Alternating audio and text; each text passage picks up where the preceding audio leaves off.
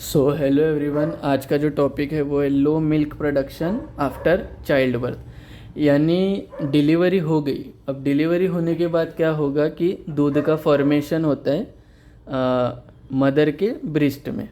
अब जनरली दूध का प्रोडक्शन डिलीवरी के बाद 2 से 3 दिन बाद डिलीवरी के 2 से 3 बाद दूध का फॉर्मेशन होता है।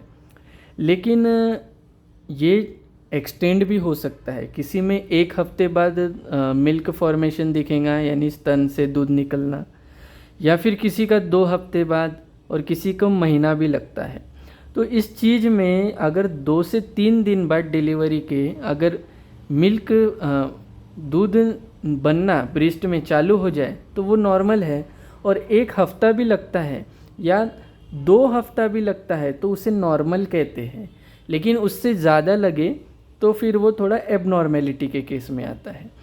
अब इस केस में अभी फीमेल ने क्या करना है, अगर सपोज़ किसी को दूसरे और तीसरे दिन ही डिलीवरी के बाद दूध बनना चालू हो गया है, और किसी फीमेल में 1 हफ्ते बाद हो गया है, और किसी में 15 दिन बाद, लेकिन क्या देखने को मिल रहा है कि लो मिल्क प्रोडक्शन है, यानी कम बन रहा है दूध, ये भी एक कंडीशन हो सकती है। तो इन सारी कंडीशन में, यानी किसी में 2 से 3 दिन डिलीवरी के बाद दूध बनना चालू हो गया है और ज़्यादा बन रहा है, और किसी में 1 हफ्ते के बाद चालू हो गया है और ज़्यादा बन रहा है, बरोबर नॉर्मल बन रहा है, और 15 दिन बाद चालू है और नॉर्मल बन रहा है, और किसी केस में क्या है कि महीने बाद आ रहा है, और किसी केस में क्या है कि 2 से 3 दिन बाद तो दूध आ रहा है लेकिन बहुत कम आ रहा है।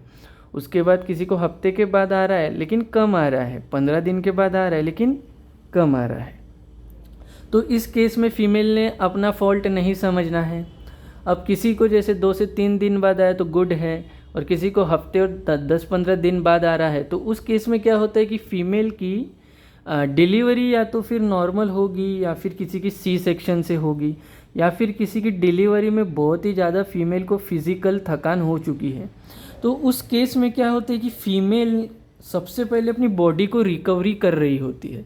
तो रिकवरी करने के कारण थोड़ा टाइम लग सकता है दूध बनने में।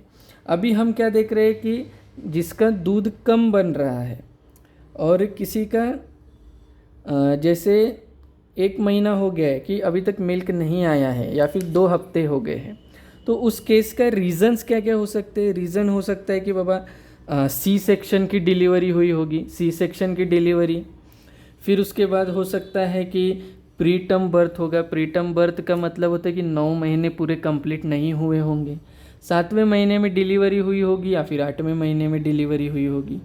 फिर किसी को पॉलीसिस्टिक ओवेरी सिंड्रोम है, यानी पीसीओएस है, तो उस केस में हो सकता है।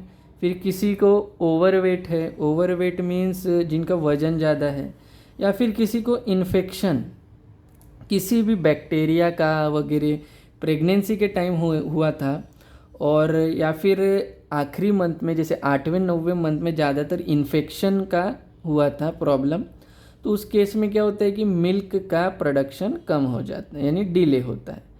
फिर किसी को थायराइड की प्रॉब्लम है, कोई स्मोकिंग करता है, अल्कोहल लेता है, या फिर किसी को डायबिटीज़ है, तो पोस्टपार्टम हेमरेज हो गया, तो ऐसे कंडीशन में मिल्क का प्रोडक्शन थोड़ा डिले होता है। यानी कभी 2 हफ्ते बाद मिल्क आ गया, या फिर कभी 3 हफ्ते बाद आ गया, या फिर मिल्क आ रहा है लेकिन लो आ रहा है। इस कंडीशन में तो हमने क्या देखा कि नॉर्मल मिल्क 2 से 3 डेज़ में आ जाता है।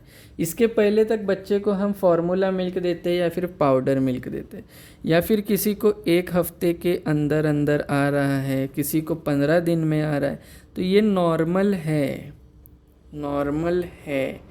लेकिन अगर 2 से 3 वीक लग रहे हैं तो फिर एबनॉर्मल हम कह सकते हैं। ओके, एबनॉर्मल हम कह सकते हैं। अब इस चीज़ में जिनको नॉर्मल समय पर मिल्क आ रहा है, लेकिन इसमें क्या हो गया, लो मिल्क बन रहा है, यानी कम दूध बन रहा है, तो ऐसे कंडीशन के लिए हमने रीज़न्स तो बता दिया आपको।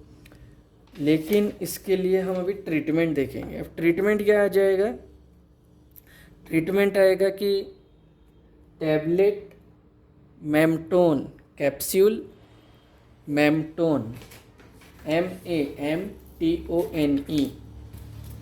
Capsule Mamtone, MAMTONE, capsule Mamtone 20 mg लेना है आपको दिन में 3 बार। TDS का मतलब होता है डेली, दिन में 3 बार। कैप्सूल मेम्टोन 20 mg, ये 3 महीने तक ले लेना, 3 महीने तक, या फिर 4 महीने तक भी ले सकते हो। Capsule Mamtone 20 mg। फिर दूसरी टैबलेट है tablet Leptaden, tablet Leptaden, Leptaden LEPTADEN, Leptaden. ये भी TDS लेना है। TDS का मतलब होता है दिन में 3 बार। ये आप 1 महीने के लिए लेंगे।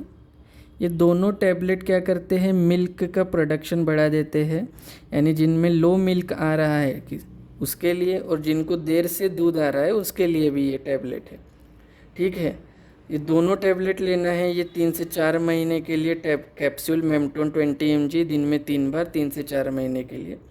टैबलेट लेप्टाडेन TDS यानी दिन में 3 बार 1 महीने के लिए। ये दोनों टैबलेट ले लेनी है और इससे जो दूध की परेशानी है वो सॉल्व हो जाएगी।